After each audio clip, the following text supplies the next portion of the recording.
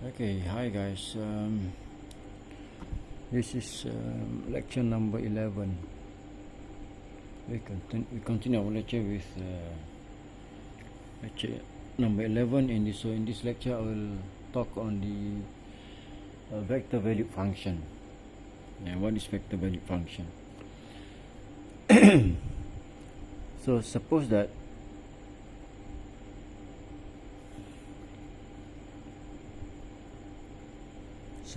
at time t, so a point x, y, z is determined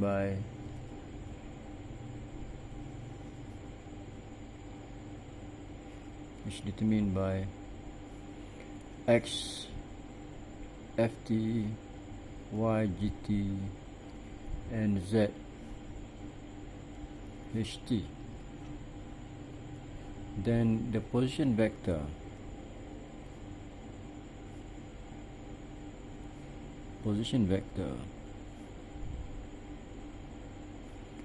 of an element, or we can call it object, at time t is given as RT FTI plus GTJ plus HTK.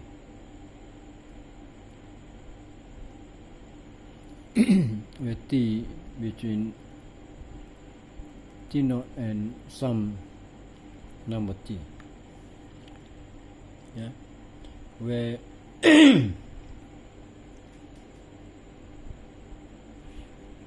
where Ft, Gt, and Ht are component function of R. Component function. So if you look at the vector R here, instead of we have some numbers ABC for the component. Now we have a function as a component. First component, second component, and third component. And R itself, so in this case R itself, we call it as a vector function.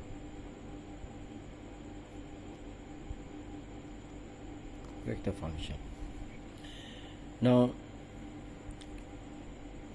to describe this the vector function, so let's consider in 3 dimensions, or even in 2 dimensions, or in 3 dimensions. You can consider those things. Let's say that so we have x, y, z. Okay, and let's say we have an object moving from some point to another point. All right, let's go and using that line, say. So this object begin from T0 and end up to some point T equal to T1, say.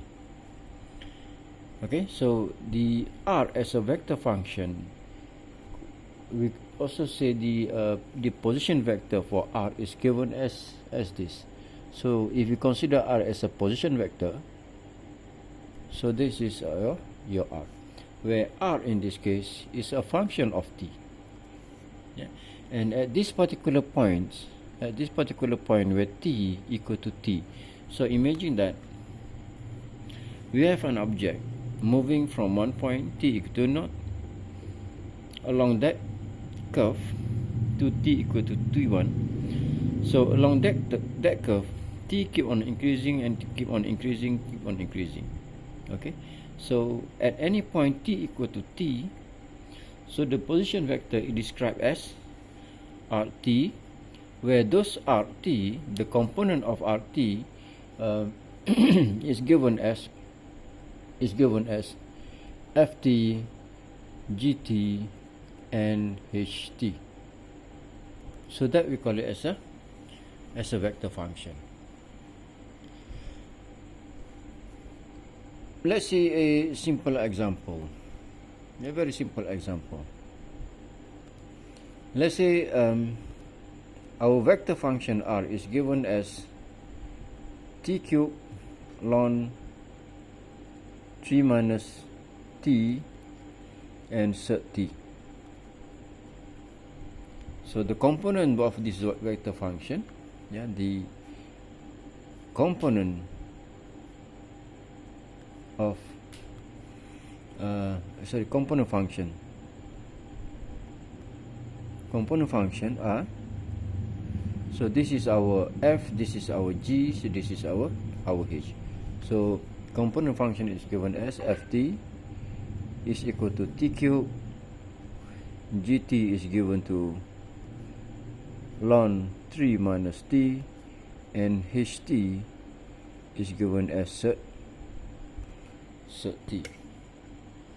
So if we want to find, let's say we want to find the domain of R, domain of R. What is the domain of our vector function R? Or we can denote that as dr, as a domain of the vector function. Now, in order to to determine the domain of vector function R, we need to consider domain for each of those vector component function. Each of those component function. So it is obvious from that function that the domain for f is given to from minus infinity to infinity. The domain for g, this is from minus infinity to 3, because when t equal to 3 you got 0, and we don't want the ln cannot be negative. And the domain for h is from 0 to infinity, right? 0 to infinity.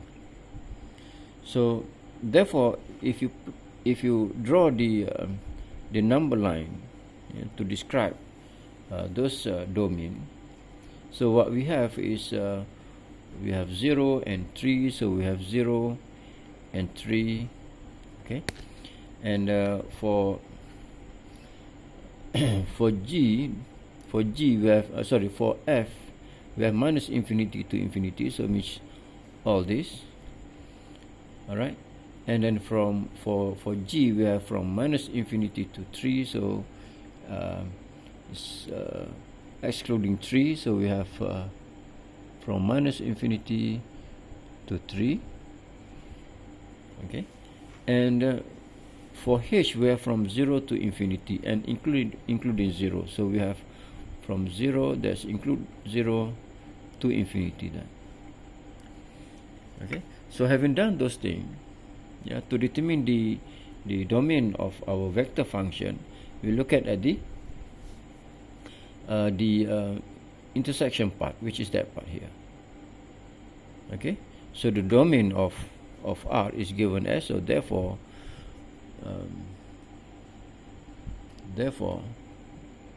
domain of R is given as from 0 to 3, including 0, excluding 3.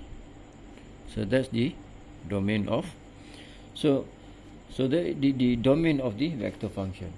And the properties of the vector function follows exactly the properties of the real value function. Real value function, we have seen this thing. You have made it in calculus and as well as advanced calculus. So in calculus, you do integration, you do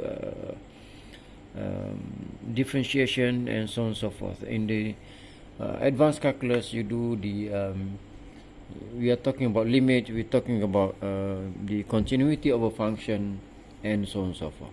So all those properties also apply in the case of vector function. Okay,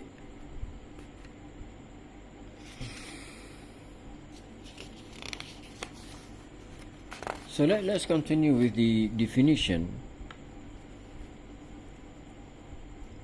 let's continue with the definition. Okay, the limit of a vector function, limit of a vector function,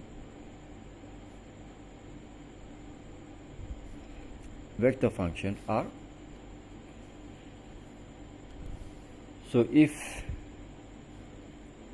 R is given as with the component ft, gt, and ht, then the limit of our vector function t approaches some number a, for example, then R t, this is defined as, you take a limit each of the component, t approaches a, ft, limit t approaches a, gt, and limit t approaches a, ht. Okay, so we consider the limit, or we take the limit for each of the component function. This is the component function of the vector function. Okay, so take a note that the limit of a vector function,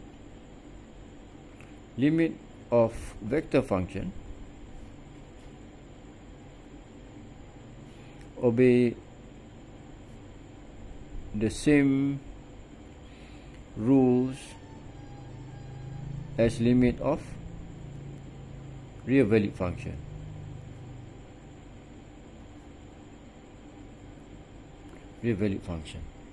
Including that epsilon delta and so on. So you have seen this the limit that involve epsilon delta. Yeah, what is it? We say for the real valued function, what we have, the limit fx is equal to L, yeah, for x approaches some number a, for example, if given any epsilon positive, we can find delta positive such that fx minus L less than epsilon for all x minus a less than delta. So this kind of definition for the vector value function also apply for the real value function. But for the case of real value function, since in the real value function we have in the three-dimensional case we have three vector component function, so we need to determine each of those function. Okay, so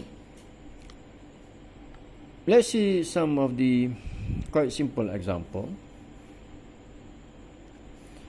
Find limits Rt where t goes to 0, where Rt is given as 1 plus t cube t exponent minus t and sine t over t. Okay, we want to find this.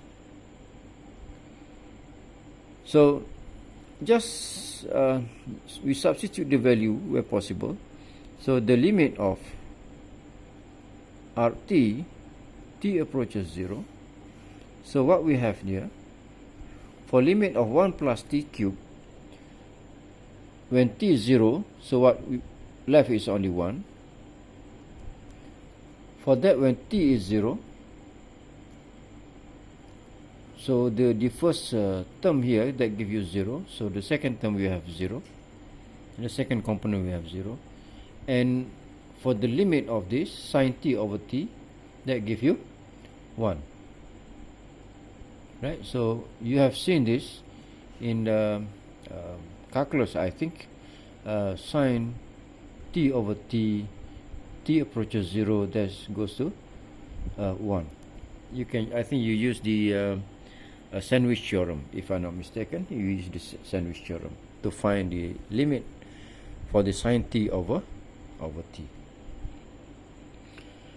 And also we have other simple example if you want to recall. Just as long as the the function, the component function is continuous, then it's not difficult to find.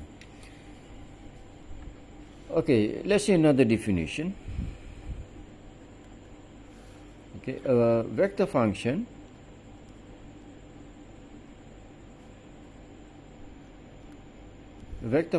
R is continuous at t naught, at t naught, t equal to naught, t equal to t naught, if. So what is the definition? So we have limit of R t when t approaches t naught, this is equal to R t naught. So which means this is the a vector function. This is also a vector function. So when we look at R, we need to look at the component function of vector function itself. So which means we need to look at the limit of ft when t approaches t naught. This is equal to ft naught. Then for g, we have limit t approaches t naught, gt, this is equal to gt naught. And limit for h, t approaches t naught, h of t, this is equal to h t naught. Now, in order to determine the limit or the continuity of the function at a particular point t naught here, so for the real value function, we have that condition provided that the limit exists as well as the value of the function at the given point is also defined or well defined, I would say. Yeah. So for the limit, for the existence of the limit of those points, you need to take the limit from left. We need to take the limit from right and ensure that limit from left and right are equal. Then we can say the limit exists. Yeah.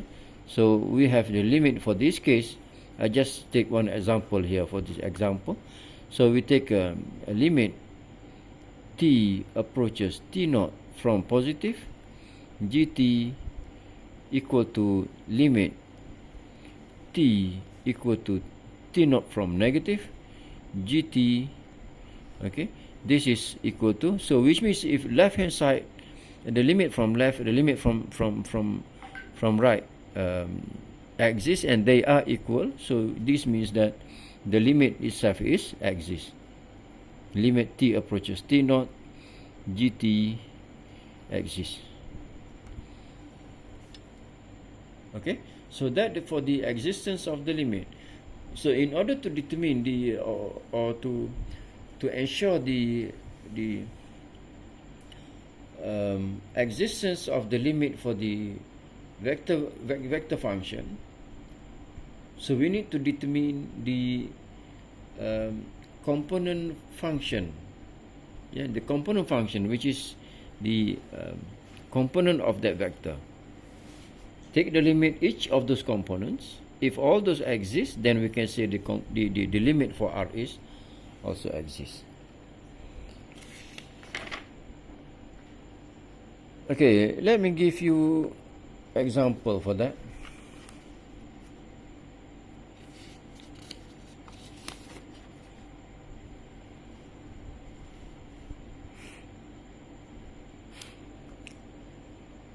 Example, show that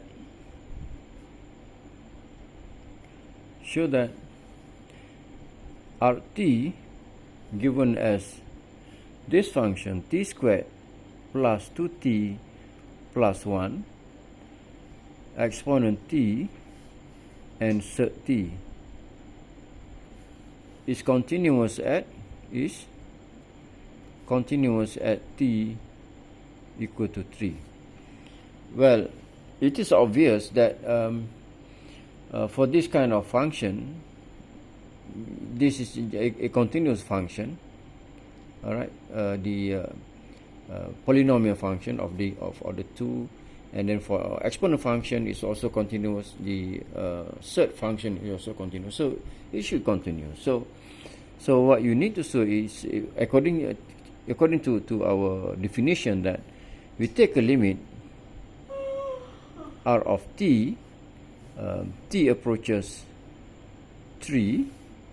So what we have here is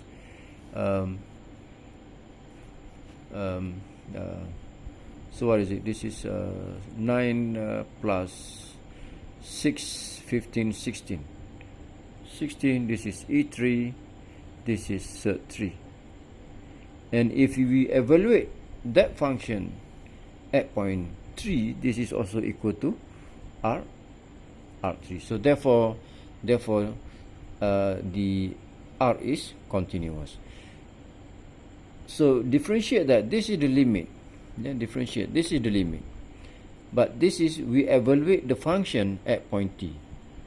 So two different things. Yeah, two different things. It's not like that for the limit we just substitute everything t into that. I think you should know why, because when we talk on the limit, so basically what we want to know is what is the behavior of the function. Yeah, the limit is about the behavior of the function when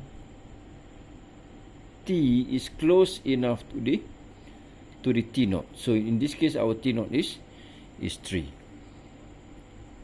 Whereas evaluation, the function at this point, you just evaluate. Okay, you got the result, so whatever it is. So but the limit is, we want to investigate the behavior of the function when t close enough to t naught. So that's why we use limit. So limit is we talk about the moving point t approaches t naught and so on and so forth. Okay, so differentiate those things. They are different, they are not the same. Okay, another definition here. So a vector function R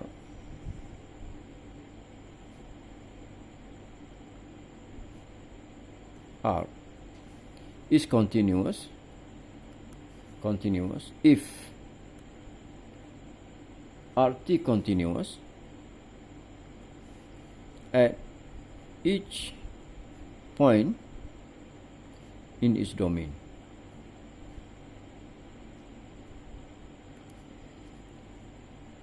Okay, so I think the definition is pretty obvious. You just look at the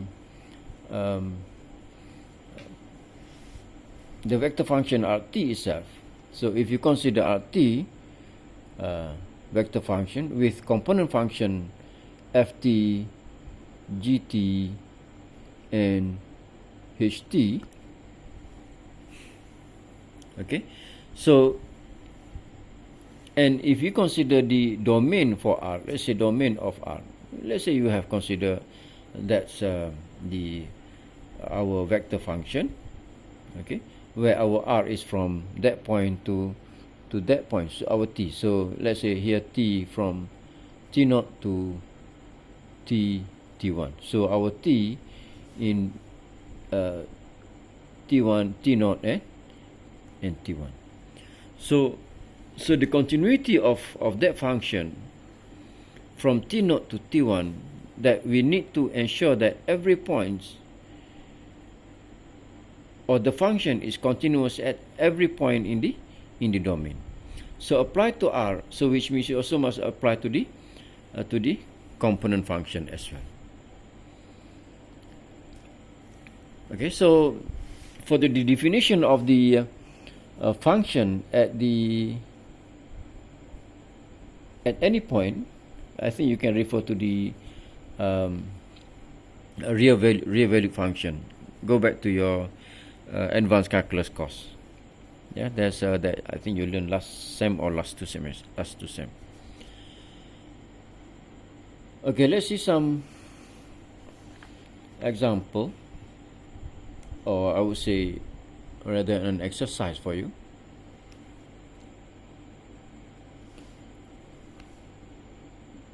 So if you're given RT as t squared, t minus 2 and t minus 2 squared. Here you have a modulus function. So you need to be careful with that, where t in between 0 and 3. So the question is, does that function continuous for t between 0 and 3? Okay, that's the question. And number 2, given RT as the piecewise continuous function, t minus 1, 2t plus 1 and 1 for t less than 1. Okay, and here is t plus 2 and t cubed for t greater than equal to 1. So the interesting point for this question is that when t approaches 1, or 1 is here, what happened to the function when t in this side, and what happened to the function when t on the right side of 1? So we need to investigate that using the definition, the given definition. And for equation number 1 here, what we need to do is we need to consider the boundary point. Yeah, in this case the boundary point is 0 and 3. So you need to consider that when t equal to 0, what happened? Then when t equal to 3, what happened to the function? What happened to the function means whether the function continuous at t equal to 0, whether the function continuous when t equal to 3. And then you need to consider when t anywhere between 0 and 3. So in this case, we covered at the boundary point, which is 0 and 3, and as well as the interior point between 0 and 3. So again, you need to use the given definition. Okay, exactly as we have discussed in the first example here. You can just follow those things. The difference is that the given function here is not really not really a continuous for all points. Yeah, for example, at this point there might be difference, so you need to check those things.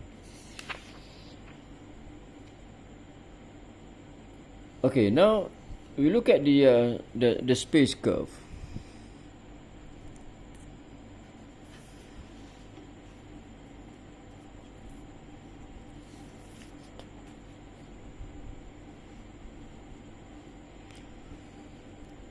We look at the space curve. What is space curve? Space curve. Suppose that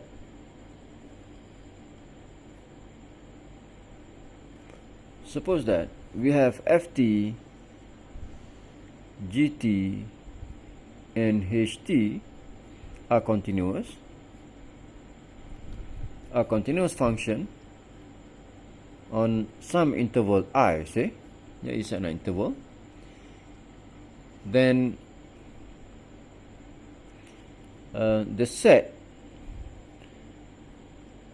the set x, y, z in space, here in this case, when we say space, so it's mean in three-dimensional space, because we only have 3 points here, x, y, z. So it's a three-dimensional space. So where x is equal to fx, ft, y equal to gt, then z equal to ht. Yeah, we have those functions, and those points x, y, z we define as that, and t varies throughout the interval, throughout I. So those x, y, z, those set x, y, z, we call it as a space curve.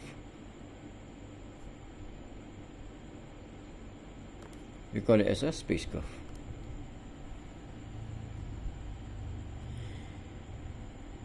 Okay, let me give you an example to make it hopefully more clearer. If we have a function x 1 plus t y equal to 2 plus 5t z equal to minus 1 plus 60. Let's say you have this. So in this case, this is your f, this is your g, this is your h. Okay, then the vector function with the component f, g, and h is given as a vector function.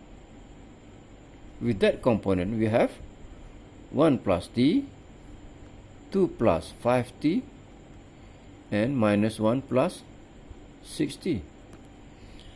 Now, if you look at the in our previous lecture, in my previous videos, that this parametric equation represent the line actually. Yeah, you remember that we have x equal to x naught plus t v1, y equal to y naught plus t v2, and so on and so forth. So it represents the equation of a line, parametric equation of a line. So which means that this vector r here with the component as x, y, z as described above.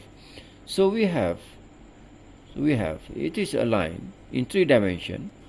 So let's say this line I just sketch here. I didn't sketch accurately. I just put it that way. So let's say just a straight line like that. So let's call this line, I call it L. So this is our line L. Okay. So our RT is given as, the position vector RT is given as that. So this is our RT, which is given as that. That for the case of straight line. So with those, of course, we can sketch this more accurately. Yeah. Choose any point, 2 point, then you can, because this is just a straight line. Choose any point, then just connect those lines. Okay. Yeah, but okay, how to choose a point? How to choose a point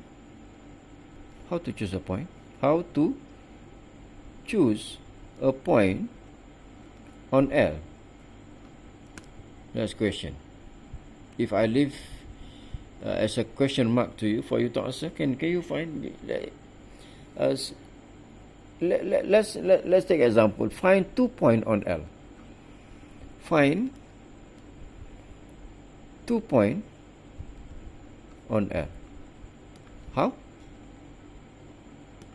This is your equation. This is your L. That's in terms of parametric equation as a vector function. So remember that if you consider that as a vector function, you may consider the moving object from some point somewhere to somewhere. All right. In between there, you can choose any t. Of course, when after some time it's come to here, after another some more times it comes to here, and some more times come to here, and so on and so forth. So which means in this case you can choose any t. Let's say if you choose t equal to 0, so you have x is you have 1, 2, and minus 1. If you give name of it, let's say p. So this point 1, 2, and negative 1 is one of the point that on the L. So if you choose another point, let's say another t for different time, for example, so then you have, let's go those point q. When t equal to 1, you put it here, so you got 2. When t is equal to 1, so you got 7. When t equal to 1, so you got 5. Right? So you have another point. So now you have 2 points on the line. So you have P here, you have maybe Q here. And then to plot the graph or sketch the graph, you just connect those two lines, because this is just a straight line. Now, let's look at for curve. Yeah, it might be a bit difficult for curve. All right.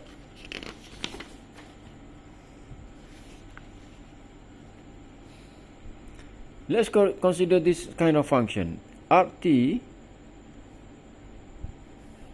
is given as cos t, sin t, and 1, where t from 0 to 2 pi. Now, how to sketch? Now, we want to sketch this. Sketch the curve. Rt. How? The question is how? Now, back to our definition, that each of those components, you can represent that this is as f, g, and h. All right, and those f, g, and h, we represent it as a x, y, and z. So what we have now is x equal to cos t, y equal to sin t, and z equal to 1. And then try to plot the table for different value of t, where t, the domain for t is given 0. The domain for that function is given for 0 to 2 pi. Okay, so let's have a table for that. So we have x, y, and z. Okay, so we have our t here. So t, you can choose t 0, pi over 2, pi, 3 over 2 pi, and 2 pi. So we choose the basic angle. Do not choose, point like 20 degree or 5 over 6 pi. So that's, you put yourself into trouble. Just a basic angle, 0, pi over 2 pi, 3 over 2 pi, and so on. That easy for you to calculate for cos and sine without using calculator. At most, if you want, you can choose pi over 3, where still you can without using calculator, you can evaluate those things. Okay, so look at again at this function. When t equal to 0, look at the x. When t equal to 0, you have cos 0. Cos 0 is 1. When t equal to pi over 2, so cos pi over 2 is 0. For pi, you got minus 1. 3 over 2, you got 0. And 2 pi, you got 1. Yeah, for cos. This is cos. Okay, so we have 0 here. We have pi over 2. We have pi. We have 3 over 2 pi. And we have 2 pi. And then for y, so we have when t is 0, sine 0 is 0. When t is pi over 2, this is 1. Pi, you got 0 again. 3 over 2, you got minus 1. 2 pi, you got 0. For z, constant 1. So we have 1, 1, 1, 1, 1 everywhere.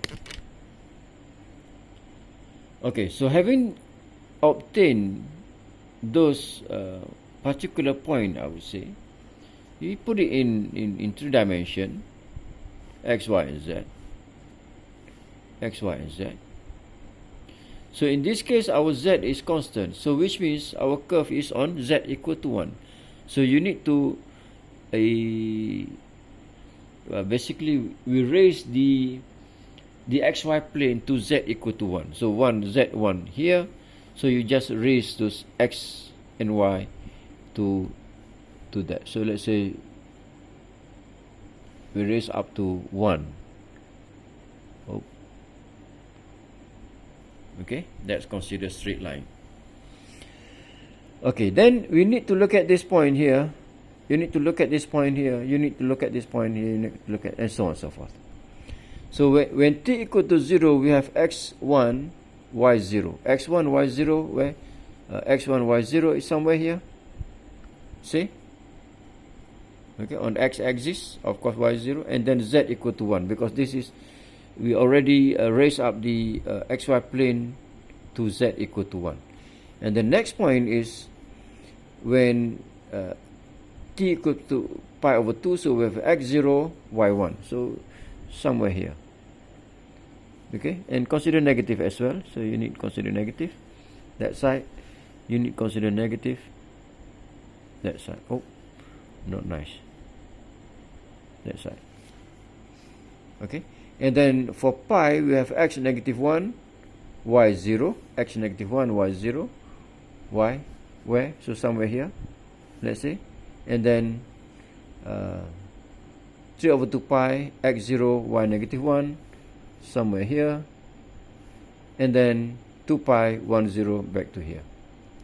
So if you plot this, it look like a circle. Yes, it is a circle of radius. So where is the direction? Because when you talk about vector, you must have a direction. Direction is that you can look at here when t equal to 0, the point is here. So this is a point t equal to 0. This is point when t equal to pi over 2. This is the point where t equal to pi. This is the point where t equal to 3 over 2 pi. And then again back to t equal to 2 pi. So we have that direction. Yeah, is it counterclockwise? So our direction is, that. Now, if you want to point out where is our position vector, our position vector or our vector function is given by, look at from the origin, and then you just connect to any of those at any point of this line. Okay, let's say if you want to connect to that, this is our arc given as above. Okay, that one example. I have one more example. This figure seems much more interesting, so let me wrap up with this final example.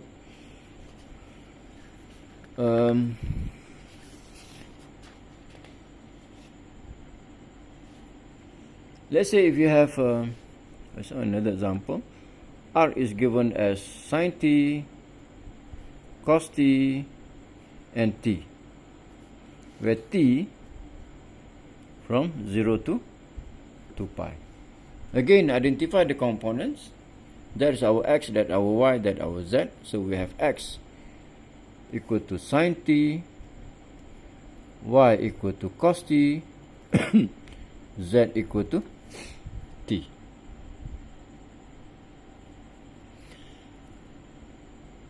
Okay, so from there, try to make a table to find xyz, where t from 0 to 2 pi. Okay, 0 to 2 pi. So again, we choose 0, pi over 2, pi, 3 over 2 pi, and 2 pi. And then substitute this value of t into the component function x, y, z.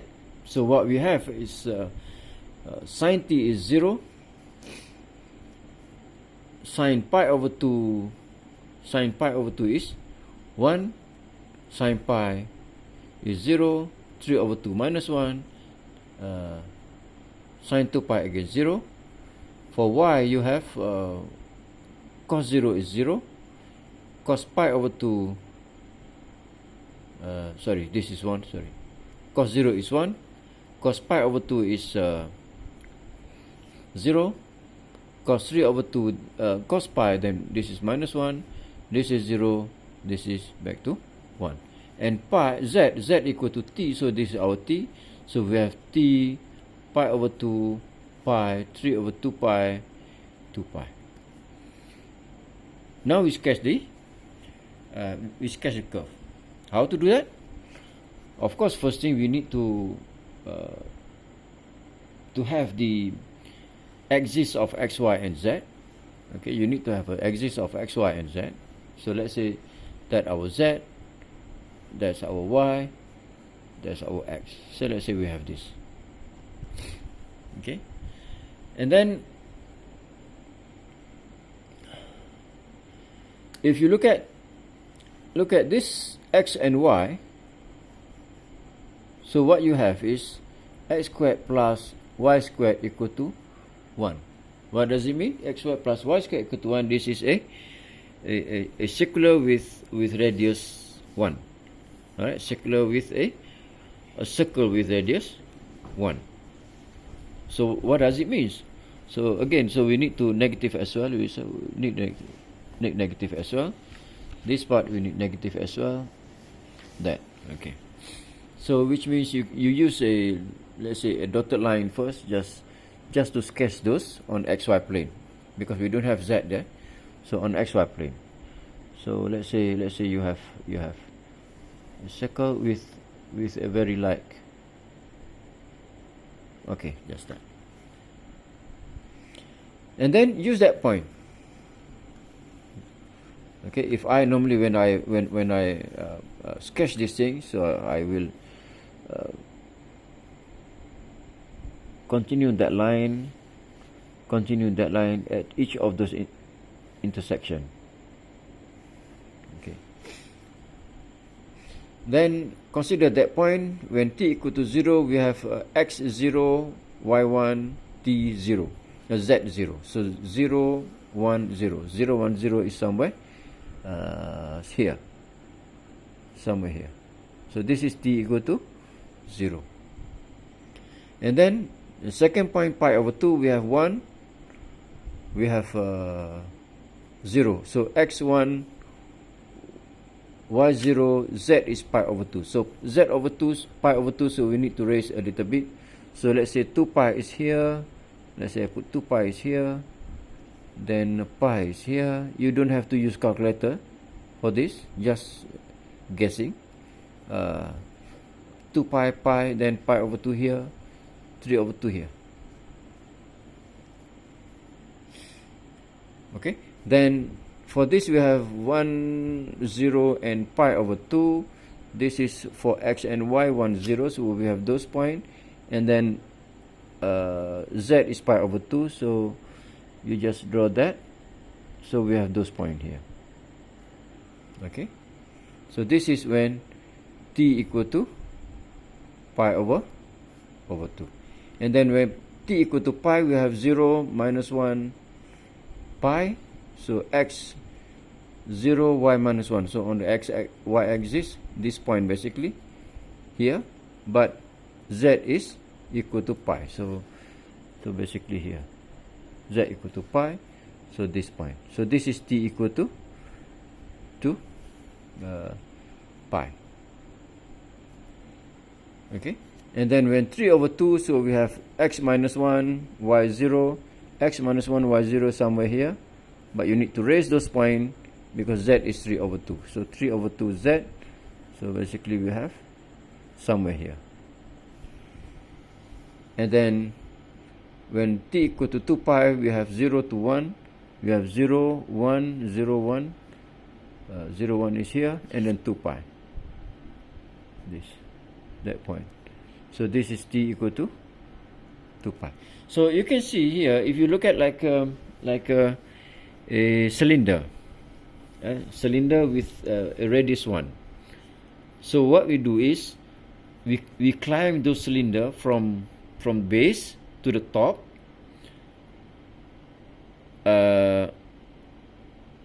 according to the, what we call this,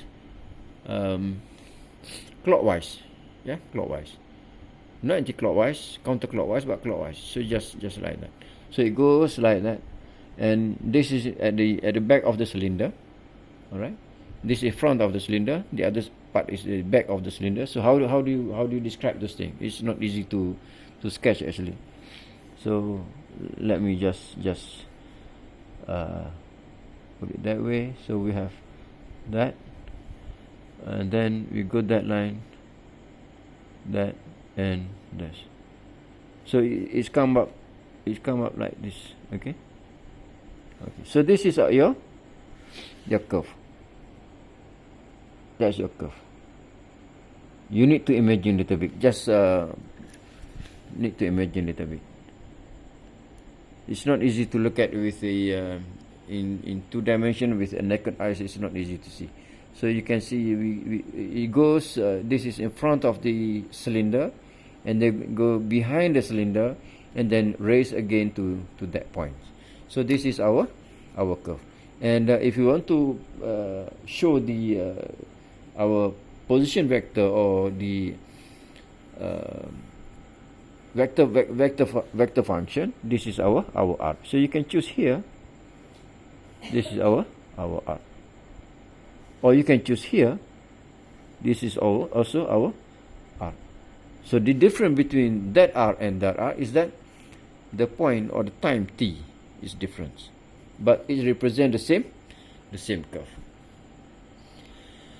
Okay, so you can try this as an example, as an exercise. If I choose, let's say we have cos t, sin t, and t.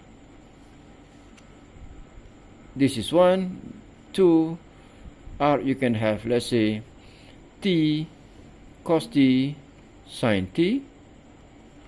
Another one, r, equal to, let's say, sin t, t, cos t. This is sin, cos t. For all these 3, sketch the curve, the space curve. Alright, so I think that's the end for this lecture. So let me wrap what I have done in about an hour. So first, I give you an introduction of what is the vector function with the component function. I'll talk on the continuity of that function, the limit of that function. Then last is on the how to sketch the vector function. Yeah, of course, not all function we can sketch. Some is pretty difficult to describe on the piece of paper. Alright, so I think with that I stop here for this video. See you in the next video. Bye.